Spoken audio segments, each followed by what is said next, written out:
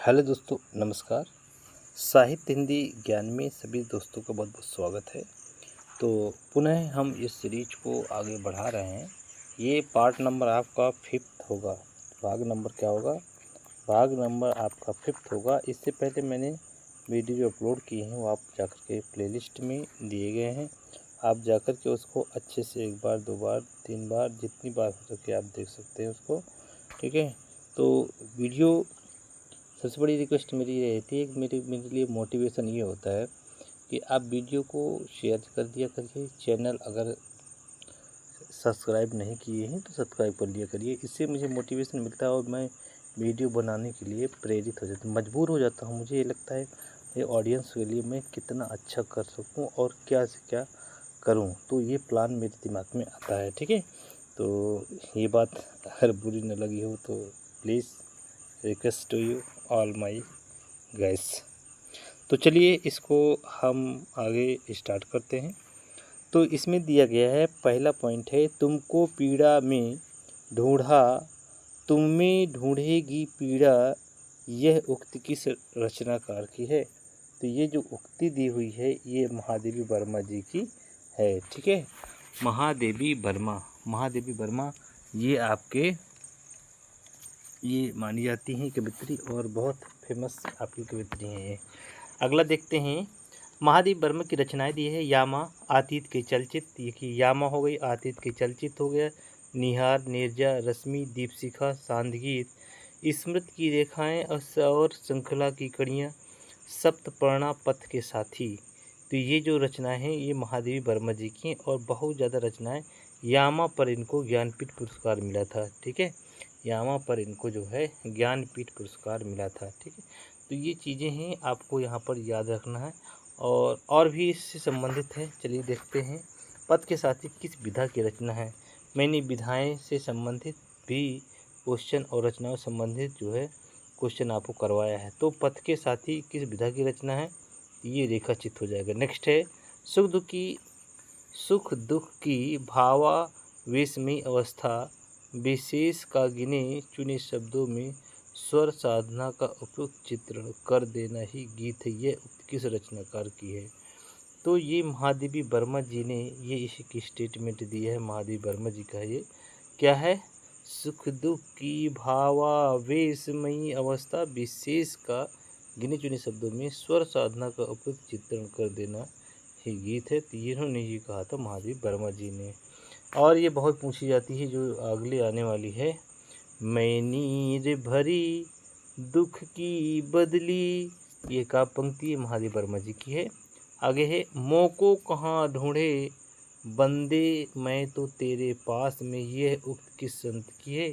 तो ये उक्ति आपकी हो जाएगी कबीरदास जी की है। चलिए नेक्स्ट देखते हैं, दशरथ सुत त्यहूँ लोक बखाना, राम नाम का मरम है आना। दशरथ सुत त्यहूँ लोक बखाना, राम नाम का मरम है आना। ये उक्ति है, कबीरदास जी की उक्ति दी गई है। ठीक है। तो आप लोग इसको अच्छे से याद कर लीजिएगा। अगला दिया है, कबीरदास जी की बाड़ियों की भाषा कौन सी है? भैया सदुक्कड़ी भाषा, क्योंकि ये हर जगह घूमे फिरे थे और हर तरह की संतों से इनकी संगत थी, तो इनकी भाषा में सदुक्कड़ीपन का प्रयोग किया गया है। अगला है, कबीरदास जी की रचनाएं किसमें संकलित है? बीजक। तो इसमें 3 चीज़ हैं, एक हो जाएगा आपका साखी, शबद, क्या है, शबद और रामायणी, इन्हों को मिलाकर के संकलित किया गया है, ये बनाया गया है बीजक में, बताया गया किसमें?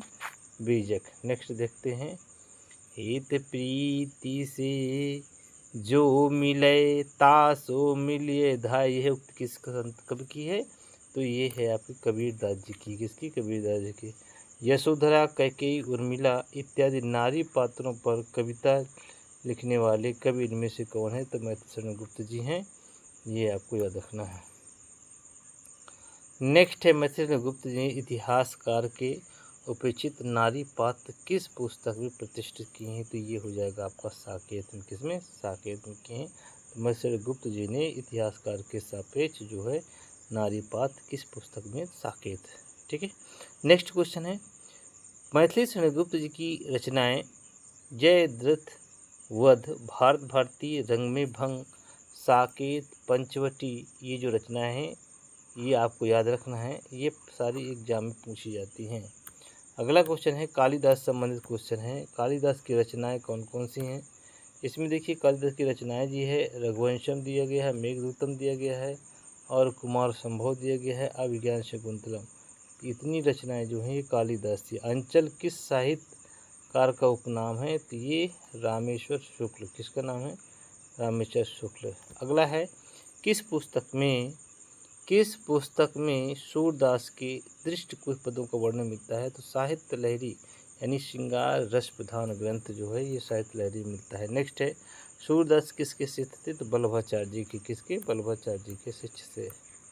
नेक्स्ट देखते हैं हम वात्सल रस का सम्राट किस कवि को कहा जाता है, तो सूरदास जी को कहा जाता है। वेरी वेरी इंपॉर्टेंट है, तो वात्सल रस, क्योंकि इन्होंने बच्चों पर जो है बहुत अच्छा जो है पद गाए हुए हैं, जैसे किलकतकान घुटुरवन यावत। तो इस तरह के पदों में क्या है, इन्हें जो है यानी वात्सल रस का सम्राट इसीलिए कहा गया है। नेक्स्ट है सुंदर विलास की रचना है किसकी, सुंदर विलास की रचना है सुंदरदास जी की। ये सुंदर विलास किसकी रचना है, तो सुंदर दास की है। ठीक है, सुंदर से सुंदर मिला देना है। नेक्स्ट है सूरदास की रचना है साहित्य लहरी, शूर सागर शूर की शारावली, बाल कृष्ण की छवि पर लेखनी अनुपम चली। तो ये है आपका। ठीक है, तो ये आपका तीनों रचनाएं हो जाएंगी, बहुत पूछी गई हैं। निष्कवच उपन्यास किस लेखक की कृति है, तो राजी सेठ जी। निष्कवच कोई कवच नहीं है, सेठ जी की रचना हो जाएगी। राजी है सेठ निष्कवच के लिए। आगे है राजी सेठ की प्रमुख रचनाएं और देख लीजिए खाली लिफाफा, गमे हयात ने मारा। नेक्स्ट है भारतीय कहानियाँ। ये जो रचनाएं हैं ये राजी सेठ जी की रचनाएं हैं, आपको याद रखना है। चलिए आगे देखते हैं जंगल। ठीक है, ये जंगल जहाँ शुरू होता है, उपन्यास के रचयिता कौन है, जंगल से जहाँ शुरू होता है ये संजीव जी हैं। संजीव जी की रचना है फांस, गुफा का आदमी, सूत्रधार, सर्कस, ये रचना है। ससई के लेखक है बिहारी लाल चौबे, ये बिहारी लाल जी बोलते हैं। घुमक्कड़ के रूप में प्रसिद्ध कौन है, राहु सांकृत्यायन जो है घुमक्कड़ के रूप में प्रसिद्ध है। वोल्गा से गंगा किस विधा की रचना है, तो ये राहुल जी की है और ये कहानी संग्रह के रूप में जानी जाती है। नेक्स्ट देखते हैं वोल्गा से गंगा रचना है राहु सांकृत्यायन की है। किन्नर देश में यात्रा संस्मरण जो है किसका, राहु सांकृत्यायन का है। यानी ठीकरे की मंगनी उपन्यास किसका है, ये नासिरा शर्मा। ये इंपॉर्टेंट है, ये भी याद रखिएगा, इंपॉर्टेंट है। कहानी बूढ़ी काकी तथा अन्य नाटक की रचनाकार कौन है, तो चित्रा मुदगल। बहुत इंपॉर्टेंट है, ये बूढ़ी काकी पूछा गया है, तो ये है बूढ़ी काकी, ये चित्रा मुदगल की हो जाएगी। नेक्स्ट है हजारी प्रसाद द्विवेदी द्वारा रचित निबंध है कुटज। ये बहुत इंपॉर्टेंट है, ये भी पूछा गया है। ठीक है ना। अशोक के फूल हजारी प्रसाद द्विवेदी। बाण भट्ट की आत्मकथा, ये उपन्यास है, नेट के एग्जाम में भी लगा हुआ है, तो हजारी प्रसाद द्विवेदी। चारू चंद्र लेख के उपन्यासकार है हजारी प्रसाद द्विवेदी जी हैं, ये याद रखना है। नेक्स्ट है हिंदी साहित्य का आदिकाल, हजारी प्रसाद द्विवेदी जी का है, हिंदी साहित्य का आदिकाल जिसको हम बोलते हैं।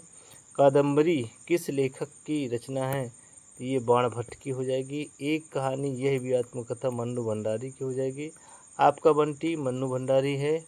बिना दीवारों का घर, मन्नू भंडारी की यह कृति किस विधा पर आधारित, तो ये नाटक है, बिना दीवारों का घर नाटक है। तो नेक्स्ट देखते हैं।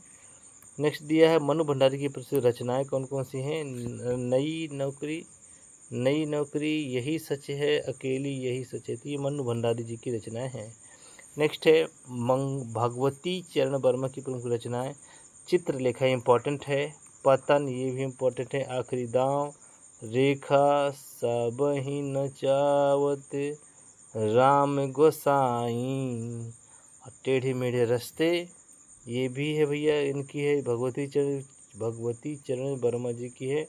अपने खिलौने ये भी इन्हीं का है, भूले बिसरे चित्त 1959 का है। ठीक है, तो ये भी रचनाएं इनकी एग्जाम में कई बार पूछी गई हैं, पूछ भी ली जाती हैं। नेक्स्ट देखते हैं, हरिवंश राय बच्चन की प्रमुख रचनाएं कौन कौन सी? मधुशाला इम्पोर्टेंट है, मधुशाला, निशा निमंत्रण, सतरंगिणी, दो चट्टानें, मिलन या मनी, और ये मधु कलश हो गए, क्या भूलोगे याद करूं, नीर का पत्थर, और नीर का पत्थर, नीर का निर्माण, फिर 10 द्वार से सोपान तक, अग्निपथ, रंग बरसे, भीगे चुनर वाली रंग बरसे, और उत्तर छाया वाला युग। तो इस तरह से ये चीज़ें जो है यहाँ पर कंपाइल करके दी गई हैं। अगला देखते हैं, साहित्य अकादमी पुरस्कार निराला की साहित्य साधना किसकी कृति है? भाई किसकी कृति है? ये रामविलास शर्मा जी की है। ठीक है, साहित्य अकादमी पुरस्कार निराला की साहित्य साधना, ये रामविलास शर्मा जी की है। देखिए, पंच परमेश्वर की रचनाकार कौन है? तो मुंशी प्रेमचंद जी हैं, 1916 की ये रचना है, ये कहानी विधा पर है। नेक्स्ट देखते हैं, मुंशी प्रेमचंद की प्रमुख रचनाएं कौन कौन सी हैं? तो देख लीजिए यहाँ, प्रेमचंद की करबला, परीक्षा, शतरंज की खिलाड़ी, सवा शेर, गेहूँ, कफन, ये कफन हो गया। इस तरह से जो रचना है, सुजान भगत हो गया, अलग योझा हो गया, गृहदाह, नशा, माता के हृदय, ठीक है, गबन, सेवानिवृत्ति, रंगभूमि। तो हेलो दोस्तों, नमस्कार। साहित्य हिंदी ज्ञान में आपका पुनः स्वागत है। मैं रामचरण आपका स्वागत करता हूं। तो चैनल जो है आप लोगों के लिए हिंदी संबंधित वीडियो आते रहते हैं, तो आप इसको अच्छे मन से देखिएगा, और यहाँ से क्वेश्चन आपके एग्जाम में मिलने की पूरी संभावना पाई जाती है। तो चलिए आगे देखते हैं। इसमें से क्वेश्चंस हैं और बहुत इम्पॉर्टेंट हैं, तो यहाँ पर हम देख लेते हैं।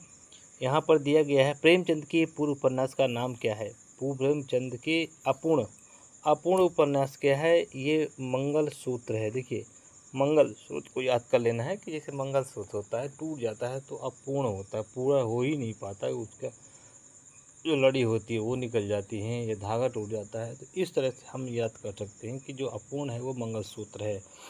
प्रेम में भगवान रचना के लिए जैनेंद्र को किस पुरस्कार से सम्मानित किया गया था? भारत सरकार शिक्षा मंत्रालय पुरस्कार से सम्मानित किया गया था। किसको? प्रेम में भगवान, तो जैनेंद्र जी का है। अमृत और विष किसकी रचना है? तो अमृत और विष अमृतलाल नागर। इस तरह से आप याद कर लेंगे। माटी की मूर्ति किस लेखक की रचना है? तो माटी राम वृक्ष बेनीपुरी। नेक्स्ट है, इसमें से दीप जले शंख बजे कन्हैयालाल मिश्र प्रभाकर की रचना है। नेक्स्ट है 252 वैष्णवों की वार्ता, तो यहाँ पर 52 हो जाएगा। ठीक है, ये आपको यहाँ पर करना होता है। ठीक है, नेक्स्ट है, आंचलिक उपन्यास की संज्ञा किसे कहा जाता है? तो फणीश्वर रेणु जी से यह जो है आंचलिक उपन्यास के रूप में जानते हैं हम लोग। मैला आंचल किसका आंचलिक उपन्यास है? तो फणीश्वर रेणु जी का है। वाह वेदना मिली विदाई, ये उक्त किस रचनाकार की है? वाह वेदना, तो ये जयशंकर प्रसाद जी की है। किसकी? जयशंकर प्रसाद जी की। नेक्स्ट है, जयशंकर प्रसाद की पहली कहानी कौन सी है? तो ग्राम। कौन सी है? ग्राम है। नेक्स्ट है, जयशंकर प्रसाद की प्रमुख रचना है, आंसू हो गया, उर्वशी हो गया, वन हो गया, मिलन हो गया, प्रेम हो गया, राज्य हो गया। इस तरह से जो आपको यहाँ पर देखना है। ठीक है, यहाँ पर जो रचनाएं दी गई हैं उनको आपको अच्छे से देखना है। तो एक बार फिर रिपीट कर देता हूँ। आंसू हो गया, उर्वशी हो गया, वन, मिलन, प्रेम, राज, शोकोच, वास, कानन, कुसुम, और करुणालय ये भी आपका इम्पोर्टेंट है। और महाराणा का महत्व हो गया, झरना, लहर भाई बहुत कई बार पूछेगी। कामायनी प्रसाद जी की है। प्रेम पत्र की पूछ सकते हैं। अयोध्या के उद्धार, चित्राधार ये रचना है। ठीक है, तो इस तरह से ये भी आपकी याद हो गई। जयशंकर प्रसाद की प्रमुख कुछ कहानी है, ग्राम, छाया कहानी संग्रह है, इंद्रजाल, आकाशदीप, आंधी, और कैसे करेंगे इसको, है ना? तो आकाशदीप, आंधी, सुनहरा, सांप, सालवती, मधुआ, गुंडा, पुरस्कार, चूड़ी वाली, नीरा, प्रतिध्वनि, और इसमें देवरथ आदि दिए गए हैं। और बब्रू वाहन ये भी है, जयशंकर प्रसाद जी के हैं। नेक्स्ट है, जयशंकर प्रसाद जी के प्रमुख नाटक कौन से हैं?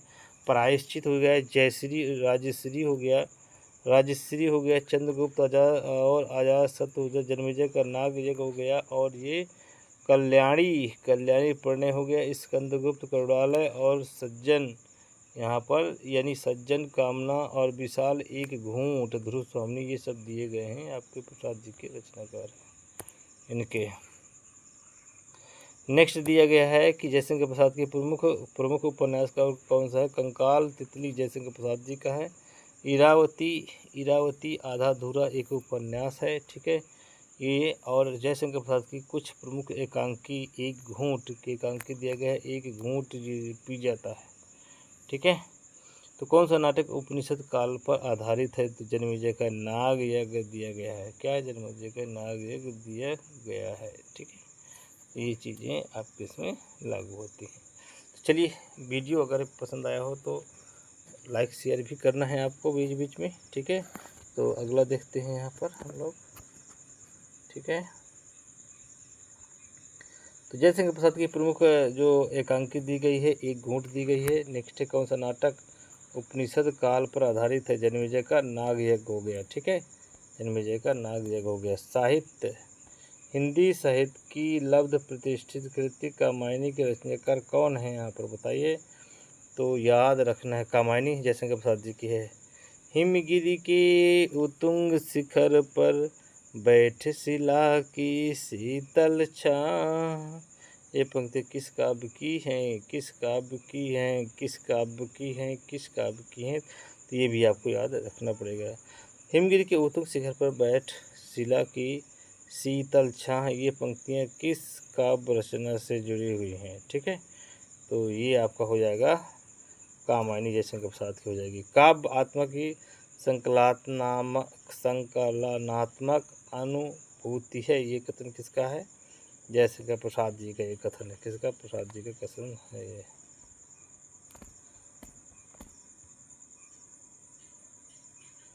चंदायन किस कवि की रचना है। तो ये मुल्ला दाऊद की रचना है।